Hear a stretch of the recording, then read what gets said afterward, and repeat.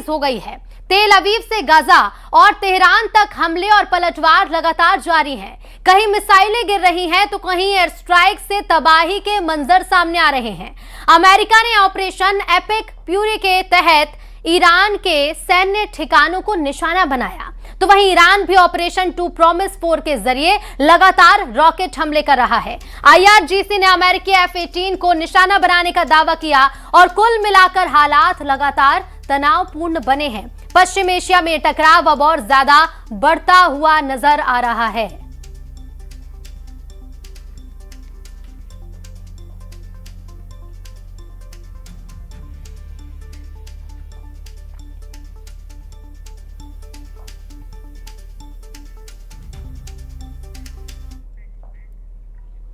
और ईरान के सीजफायर प्रस्ताव ठुकराने से भड़के ट्रंप ने सबसे भयानक बमबारी के ऑर्डर दिए हैं, जिसके बाद तेहरान के बाजार पुलिस मुख्यालय को बारूदी धमाकों से उड़ा दिया गया। इधर ईरान ने इजराइल के सभी एयर डिफेंस सिस्टम को चीरकर भारी तबाही मचा दी है। ईरान ने हर घंटे 10 मिसाइलों को लॉन्च करना भी शुरू कर दिया। ईरान ने दावा किया है कि कोस्टल क्रूज मिसाइल से ट्रंप के जंगी बेड़े लिंकन पर हमला किया गया।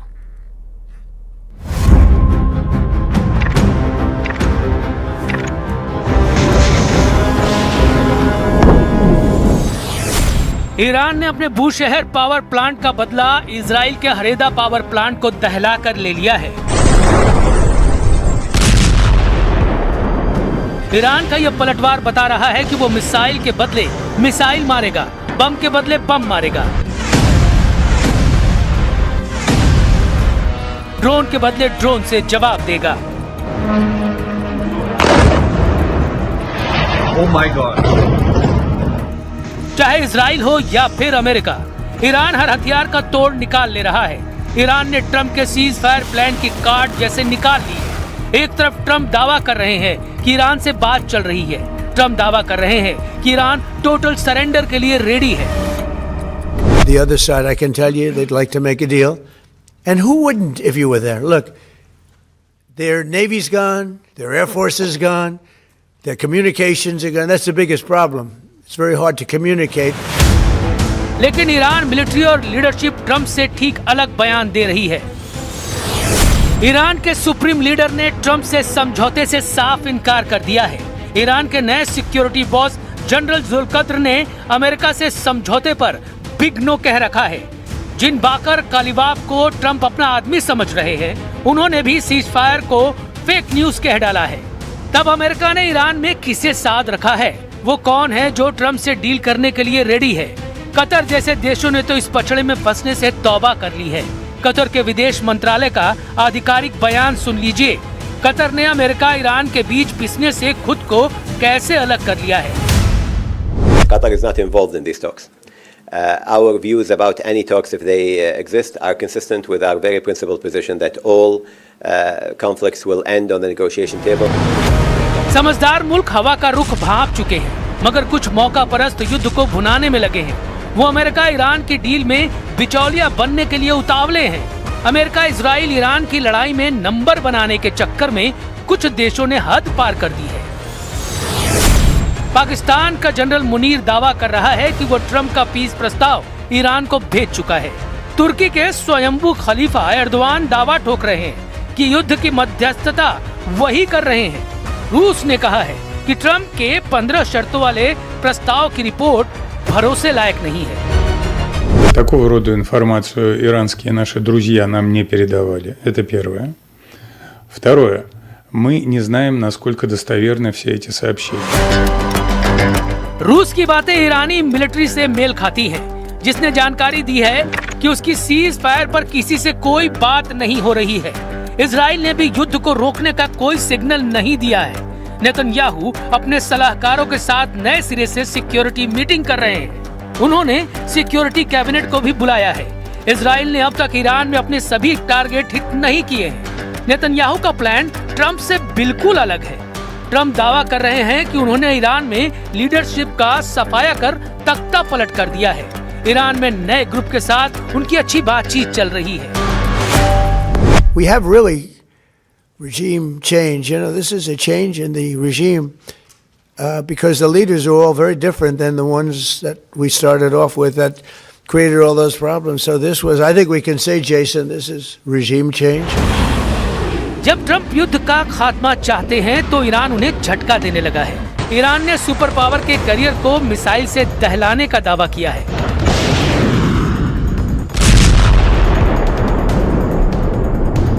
ईरान ने कोस्टल क्रूज मिसाइल से लिंकन करियर को निशाना बनाने का ऐलान किया है। ईरान के जखीरे में कोस्टल क्रूज मिसाइलों की भरमार है, जिसमें कुछ की रेंज 2500 किलोमीटर तक है। जूनियर खमनेई की कुछ कुख्यात कोस्टल क्रूज मिसाइलों की डिटेल जान लीजिए। ईरान रेवोल्यूशनरी गार्ड के navy Abu Mahdi coastal cruise missile से लैस है, जिसकी रेंज 2500 किलोमीटर तक है। ईरान नेवी के पास होवेजे क्रूज मिसाइल है, जो सतह से सतह पर सभी मौसम में हमला करती है। ईरान की सोमार लंबी दूरी की क्रूज मिसाइल है, जो जमीनी टारगेट को निशाना बनाती है। इसके साथ राद, नस्र 1 और कौसर ईरान की बदनाम कोस्टल क्रूज मिसाइलें हैं। समंदर से जमीन पर चलिए, ये इराक में ट्रंप का विक्ट्री कैंप है। ईरान समर्थक लड़ाकों ने सुपर पावर के विक्ट्री कैंप को धुआं कर रखा है। ड्रोन कैमरे से ली गई तस्वीरों में ट्रंप के मिलिट्री कैंप पर बम धमाके साफ देखे जा सकते हैं। बगदाद एयरपोर्ट के करीब यह हमला हुआ है, जहां अमेरिका का ग्रीन जोन है। मतलब इराक में ईरान समर्थक लड़ाकों ने सुपर पावर को घेर कर मारना शुरू कर दिया है। ईरान ने अमेरिका की तरह इजराइल पर भयानक हमले तेज कर दिए हैं। इस्लामिक रेवोल्यूशनरी गार्ड कॉर्प्स ने बताया कि सिर्फ 24 मार्च की रात को ही 220 मिसाइलें एक साथ इजराइल पर दागी गई। मतलब ये कि ईरान ने हर घंटे औसतन इजराइल पर 10 मिसाइलों की बौछार की है। वहीं इजराइल डिफेंस फोर्सेस के मुताबिक इजराइल के मल्टीलेयर एयर डिफेंस सिस्टम ने ईरान की 70% मिसाइलों को हवा में मार गिराया है। बावजूद इसके आयरन डोम, एरो सिस्टम और डेविड स्लिंग को चीरकर 30% मिसाइलों ने इजराइल को भारी नुकसान पहुंचाया है। ईरान अब फत्ताह 2, सेज्जिल, इमाद और खुर्रम शहर 4 मिसाइलों का इस्तेमाल ज्यादा कर रहा है। इनमें कुछ मिसाइलों में क्लस्टर वॉरहेड लगे हुए हैं, जो भारी तबाही मचा रहे हैं। ईरान के घातक पलटवार शुरू करने के बाद ट्रंप को यूरोप के देशों ने इराक जैसी हार की वार्निंग देनी शुरू कर दी है। स्पेन के प्रधानमंत्री पेड्रो सांचेज ने ईरान वार के साइड इफेक्ट बताकर यूरोप को अलर्ट रहने को कहा है।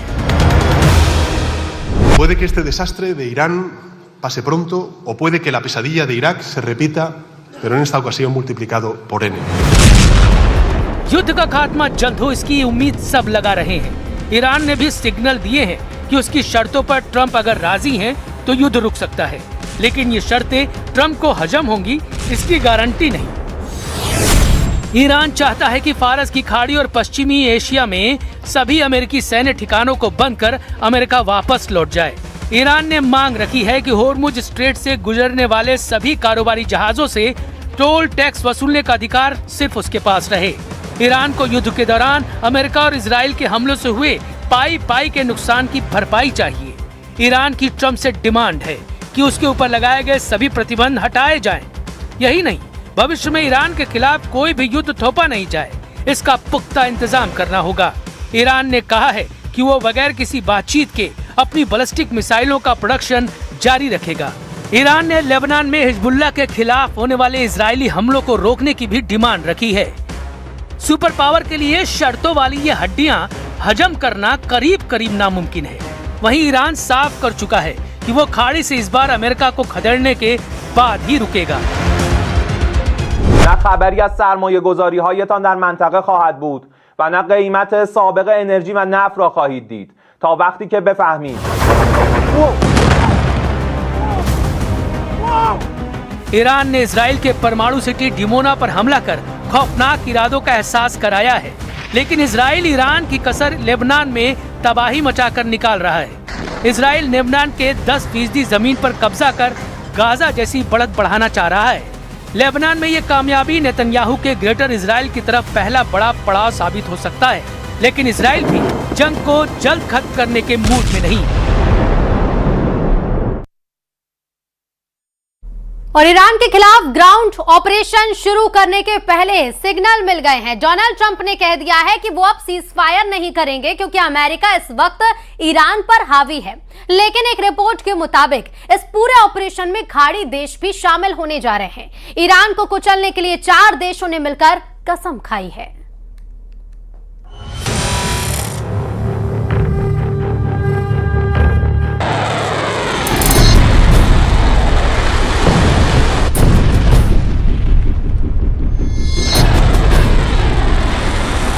अमेरिका की फौज तैयार है। दुनिया की सबसे खतरनाक फोर्स को डोनाल्ड ट्रंप के फैसले का इंतजार है। ईरान पर चढ़ाई करने के लिए 5000 कमांडो किसी भी वक्त हमला कर देंगे।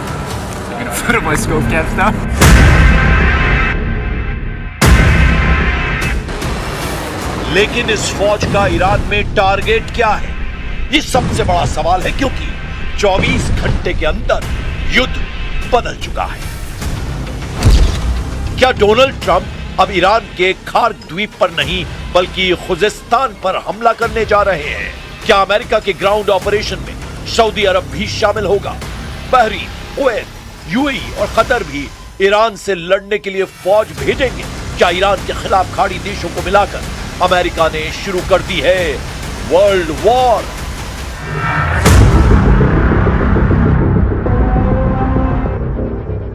अमेरिका का ग्राउंड ऑपरेशन बहुत बड़ा टारगेट सेट कर चुका है और इसमें खार्क के साथ खुजेस्तान वाले समीकरण ईरान के लिए बहुत खतरनाक साबित हो सकते हैं।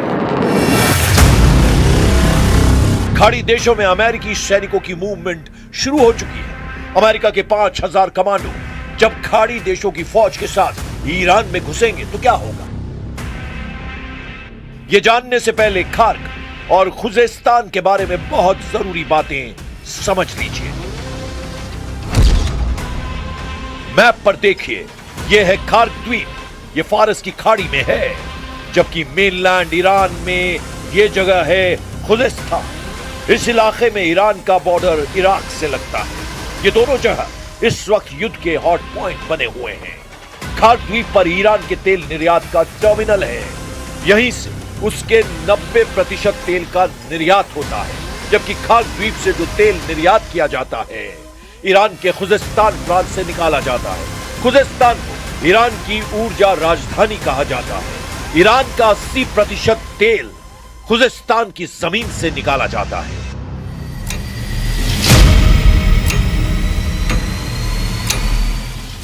सवाल है कि क्या अमेरिका और उसके साथी खाड़ी देश फौज लेकर ईरान पर चढ़ाई करने जा रहे हैं? तो कहां पर हमला करेंगे? उनका हमला खार्क पर होगा या फिर खुजेस्तान पर होगा?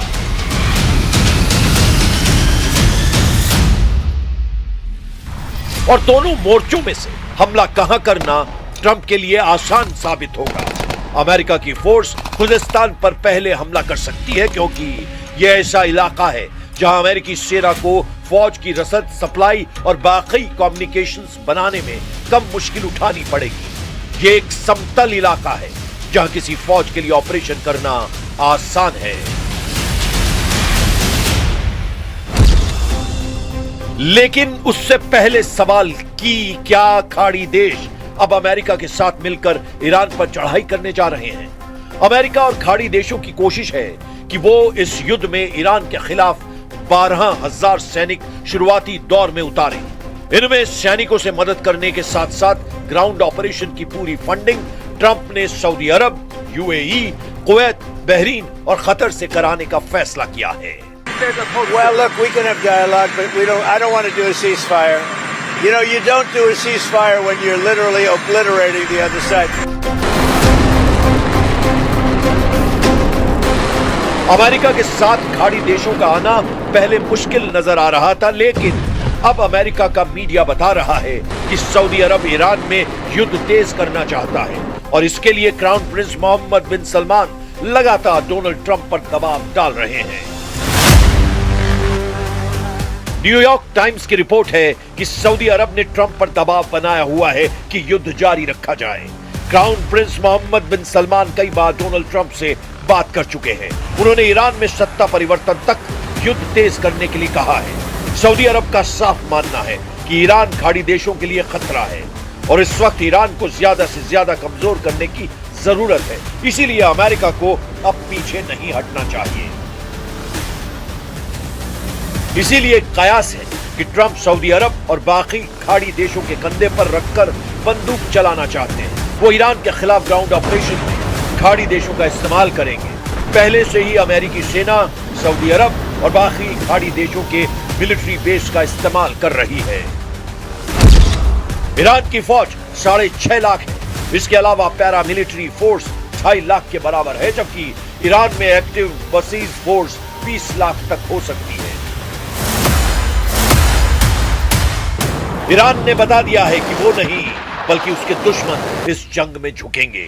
यानी ईरान का इरादा साफ है कि वो आखिरी दम तक लड़ेगा, चाहे दुश्मन अमेरिका और इजराइल हो या सभी खाड़ी देश जो पहले से अमेरिका की मदद करते आ रहे हैं। वैसे ईरान के खिलाफ खाड़ी देश शामिल हुए तो क्या होगा, क्योंकि इराक पहले ही एक्टिव हो चुका है।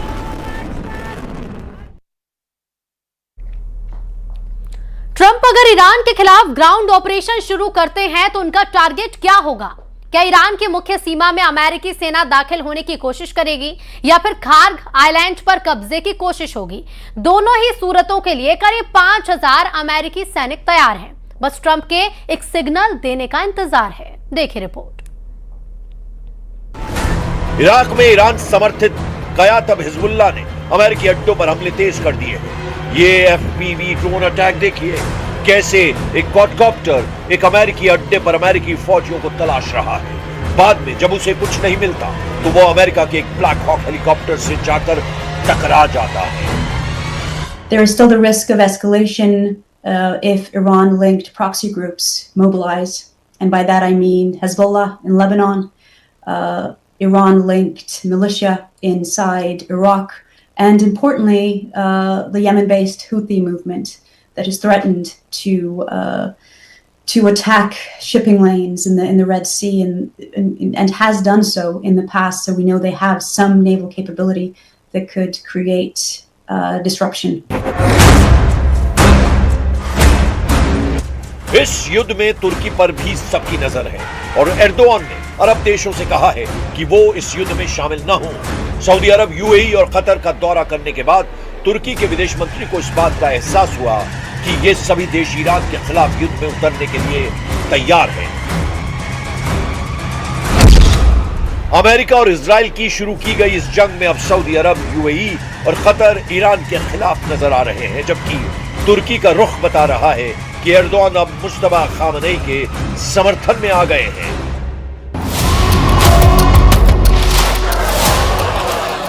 ये ऐसे वक्त में हो रहा है जब ट्रंप के 5000 कमांडोज ईरान की सरहद में दाखिल होने के लिए तैयार कर दिए गए हैं। खार्ग और खुजिस्तान हमला कहां होगा, बस ट्रंप को इसका फैसला करना है। लेकिन तुर्की से बयान आने के बाद ईरान को एहसास हो गया है कि वो इस जंग में अकेला नहीं है। ईरान के स्पीकर मोहम्मद बाकर खालिबाफ ने कहा है कि ईरान अमेरिका की हर हरकत पर नजर रखे हुए है। अमेरिका की फौज की गतिविधियां देखी जा रही हैं। अमेरिका के सैनिक ट्रंप और नेतन्याहू की गलत फहमियों का शिकार बनेंगे। ईरान का इम्तिहान लेने की कोशिश न करें ट्रंप। युद्ध की शुरुआत अमेरिका और इजराइल ने की है, लेकिन इस जंग में ईरान लगातार आक्रामक होता जा रहा है। ईरान के विदेश मंत्री अब्बास अरागाची ने अमेरिका और इजराइल को बहुत बड़ी धमकी दी है, डराने की कोशिश की है। अब्बास अरागाची ने कहा है कि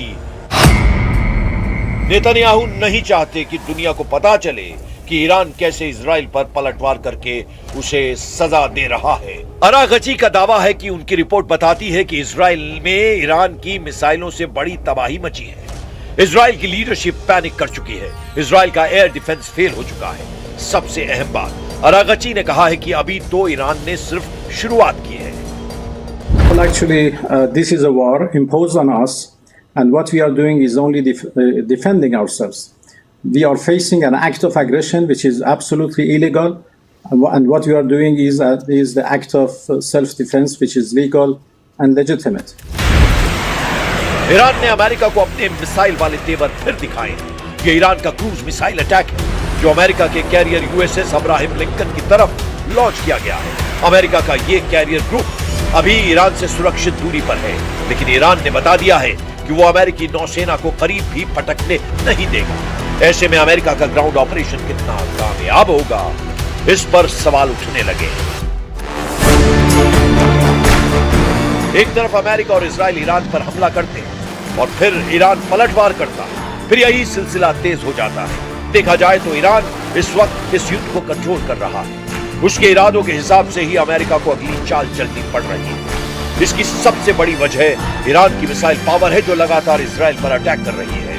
तबाही तेल अवीव और हाइफा में बहुत ज्यादा हो रही है। ईरान के क्लस्टर बम कहां फटेंगे, इसका अंदाजा अब नेतन्याहू के मिसाइल डिफेंस सिस्टम को नहीं रहा।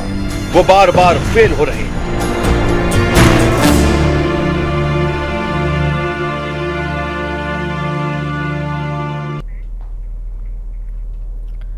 जंग के बीच डोनाल्ड ट्रंप की तरफ से बहुत बड़ा दावा किया गया है। उन्होंने कहा है कि ईरान ने तेल और गैस से जुड़ा हुआ अमेरिका को बहुत बड़ा गिफ्ट दिया, लेकिन ये गिफ्ट आखिर क्या है? कोई डील, कोई सीक्रेट समझौता या जंग रोकने का इशारा? सवाल सिर्फ एक है कि आखिर ट्रंप को ईरान से क्या गिफ्ट मिला। देखिए।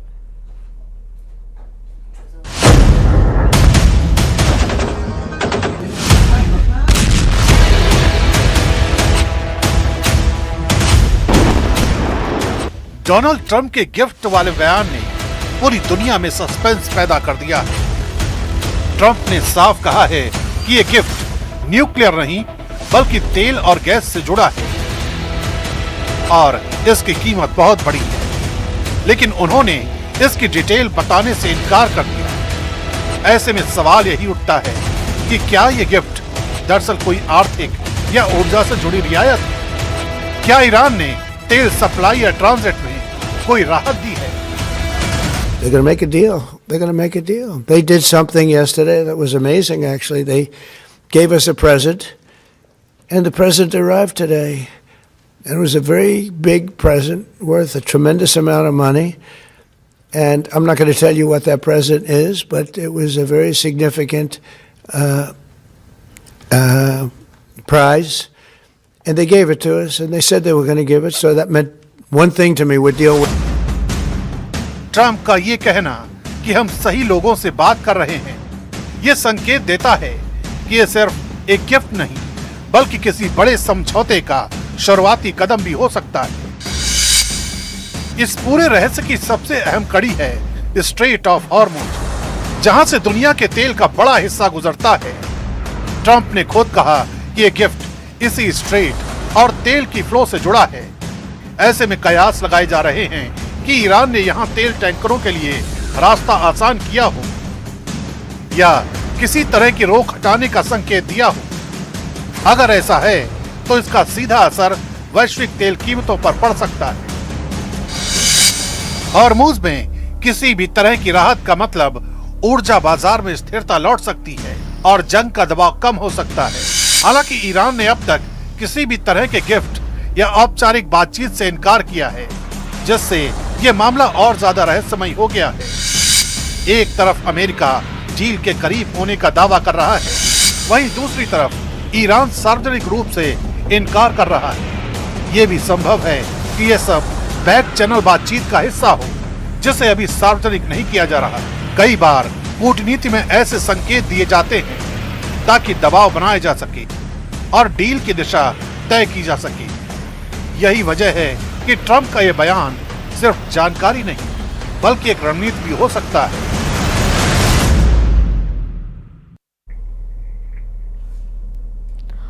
और फिलहाल इस बुलेटिन में इतना ही। नमस्कार।